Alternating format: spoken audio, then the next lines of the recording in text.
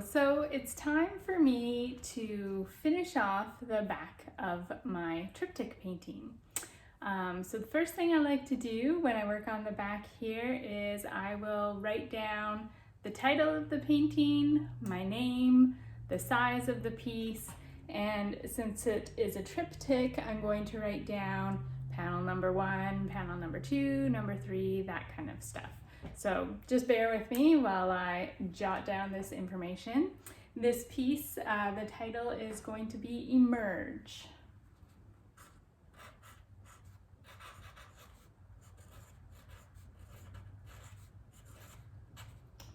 And then I write by Kelly Corbett.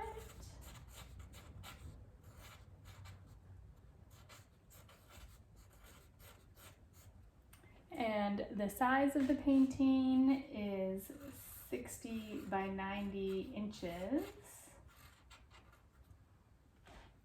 And I also like to write on the back of the piece that I have done an isolation coat and that I have used golden UV varnish on the piece.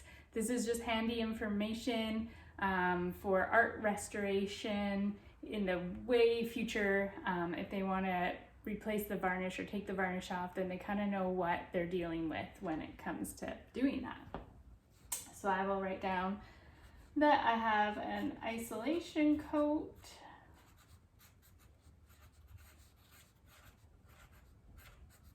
and golden UV varnish.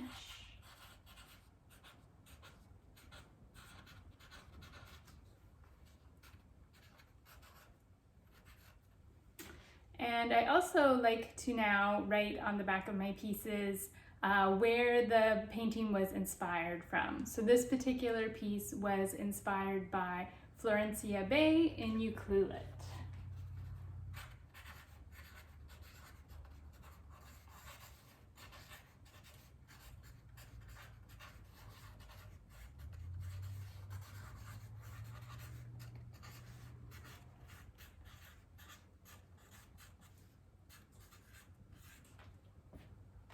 And I will also write that this is number 1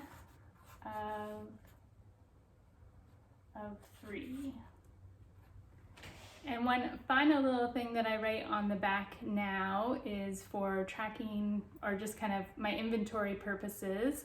I now have an inventory number that I write on all of my new paintings as well. And I will put that on here. I just have to look at my computer and see what number I'm at to finish with that part. So next, now that the information is back on the back of the painting, I need to put on my hanging gear. So the things that I like to use, especially when I have such large paintings, I like to use these big D-ring hangers. So that's what they look like. They're pretty big. And I suggest always putting these on artwork, especially if you're going to be hanging in a public gallery, because a lot of the public galleries have that kind of cable hanging system, and it's so easy to hang them when you can just loop the end of the cable into the big D-ring hangers. It makes the piece hang so much nicer. So if you ever have aspirations of hanging in some sort of public gallery, put the big D-ring hangers on the back of your paintings.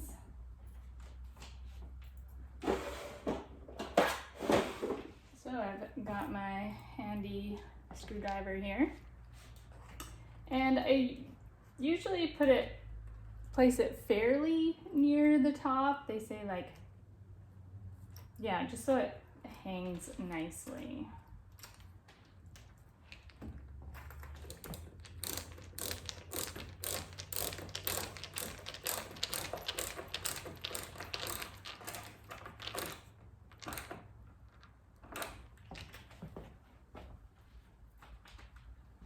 And I don't usually measure exactly for where the next one is placed on the other side, but I just use my screwdriver to be like, oh, it's about that far, and so then I know where the other side needs to be placed.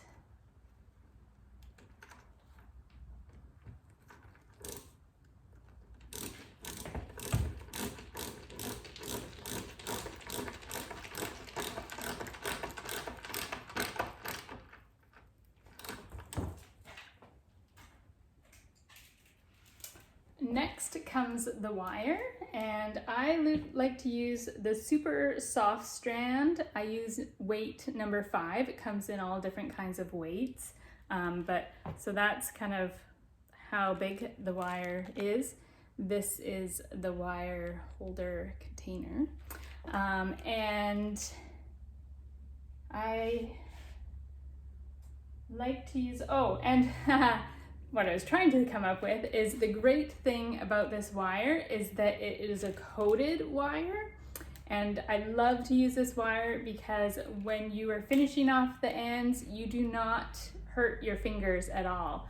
The other kinds of wires, they all come apart and frayed at the end, and you get bloody fingers when the wire pokes through your finger. So that's no fun.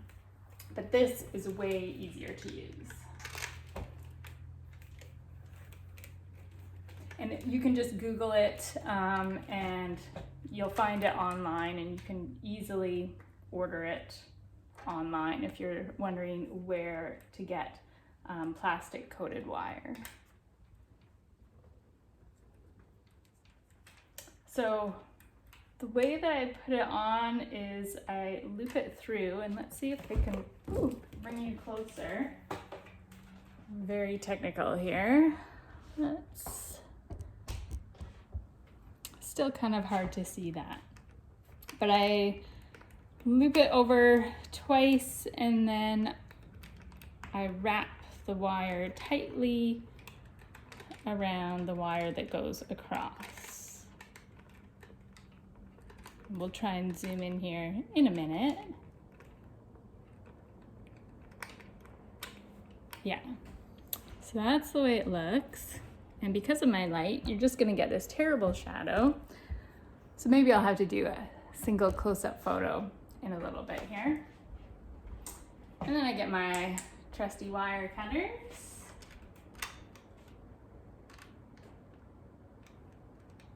And cut the other end of the wire. But these aren't the best wire cutters. Ugh. Of course not. Oh, there we go. Woo. My wire goes flying. Yeah, so I don't make my wire super tight because I want to have a little bit of give to it when the painting hangs.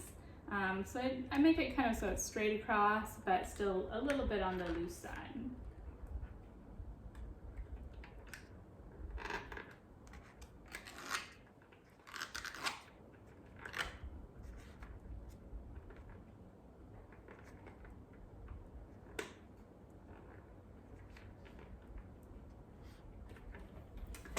And that's all done. So there you go. That's all the information that I put on the back of my pieces, and that is how I hang the wire on the back of the piece. And so now it is all finished and ready to go. So potentially my next video will tell you all about how to pack a painting. Now I might not pack this exact painting because it is really huge and it might not be getting shipped. But I will grab one of my other paintings that is getting shipped and just give you kind of a little video on how that happens. So stay tuned for the next video, and I hope you enjoyed this one. Thanks!